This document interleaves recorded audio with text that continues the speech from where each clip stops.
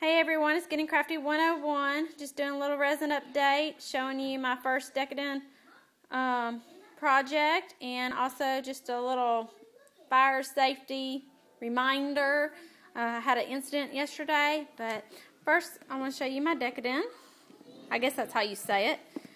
I tried using a cake tip at first, icing tip, but I don't know if y'all normally warm it up by putting the tube in water or something, but I was having, or maybe I'm just a wimp, I was having a hard time squeezing out, decorating this whole thing. I mean, it's pretty big.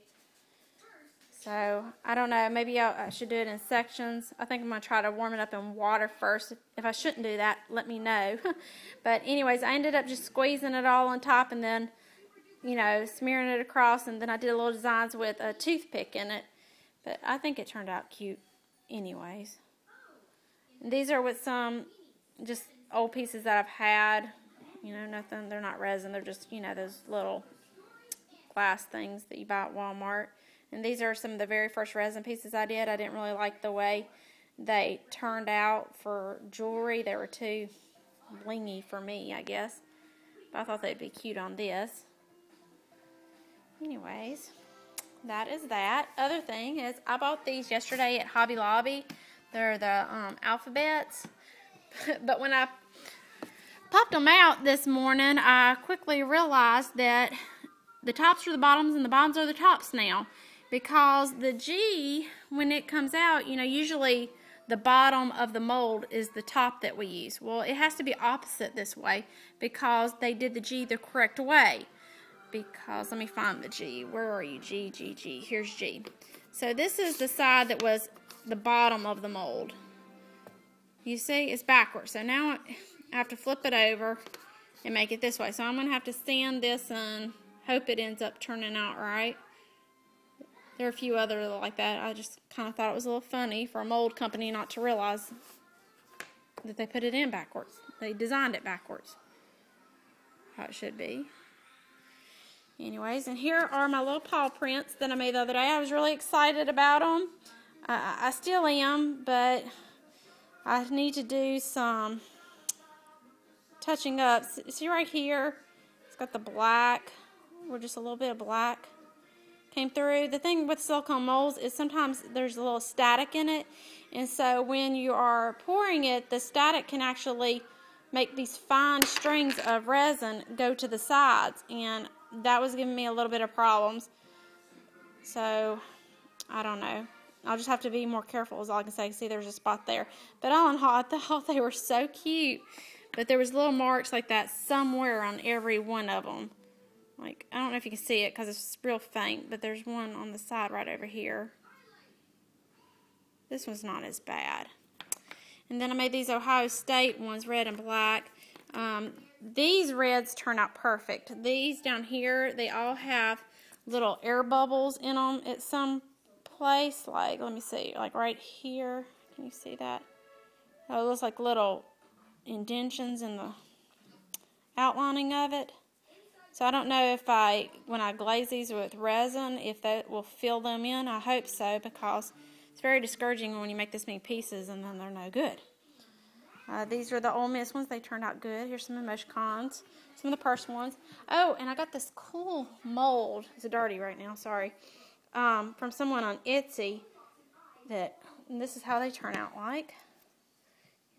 It's where you can make your own little bezels. It's kind of messy in the back. They haven't been sanded or anything. This is my first time to use it. But it's pretty cool. I did these guns. These Alabama ones. And I had the same problem with the little air bubbles getting in the little grooves of these. Let me see.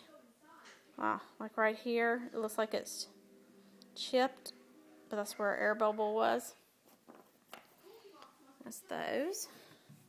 And then over here real quick. And I never showed y'all this mold the other day, but this was one of the molds that I got when I got all the other sports teams. It's a bigger one.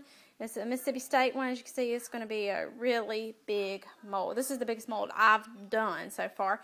And it's outlined around the edges in white, and it has state going through the middle, and I did it in white. And then I did this in maroon. I finally got maroon, I think, perfected. So that's good. So I just poured this today. So I don't know how long to leave this in there. I'm going to wait at least, probably till Tuesday night before I'll even touch it. Because I used a lot of resin and I don't want to mess it up. Now about fire safety. I have a funny story. Last night I was doing my resin, and my daughter, you can see my table is a mess right now. And I was working about right in here, and I have this paper lined here that, to try to protect my table. Well, the paper that was here is now here, because while I was down there, my daughter saw me using one of these little torches to get the bubbles out. You know how you just kind of slide them across the top, getting the bubbles out of the resin after you pour it. And she goes, "Can't that catch on fire?" I said, "Yeah, if you're not being careful." Not 1-2 minutes later, she goes, "Mama!" And she looked up. There was flames going on down here. Literal flames. I mean, as tall as these bottles of flames shooting up from my table. So I start screaming for water and everything. Anyways, I don't know how I did it, but somehow, I'm thinking this is probably where it started. You see what it did to this? And luckily, my table, nothing happened to it with this wax paper. How, I don't know. But, this is the paper that was on my table. So, even though I thought I was being safe, and my daughter even asked me about it, and I told her, yes, it's dangerous, you have to be careful, it still can happen. So, just always, and the thing is, it was 1.5 feet away from me, and I didn't even know it, because fire is quiet. I didn't smell it yet, but my daughter happened to see it, and that could have been very devastating for all of us. And I guess I just want y'all to learn from my lessons. So never get overconfident in yourself, always be humble. So that's enough of that. Oh, one last thing. Here is my owl. I think it's pretty cute. What's her name? She Who Corrupts. She's got a gorgeous one. I'm not a very artistic person, really. These moles are the only thing that make me make a straight line, really. But her eyes are really good. She did black, and then she was going to do yellow.